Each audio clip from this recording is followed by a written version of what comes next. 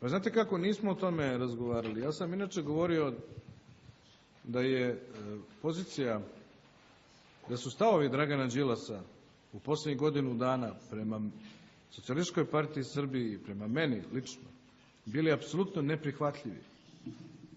Zato što ne možete vi biti na vlasti u Beogradu 1 godinu ili 5 godina,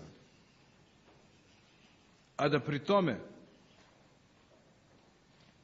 govorite loše o toj partiji ili predsedniku partije. To je protivprirodni blud. I u tome ne možemo da učestvujemo. Kako je to moguće? Pa se sećate da je prvo hvalio Vučića i PUPS. Rekao da u ovoj vladi jedino što vredi su Vučić i PUPS. Sada odjednom, sad mu ne valjaju ni oni.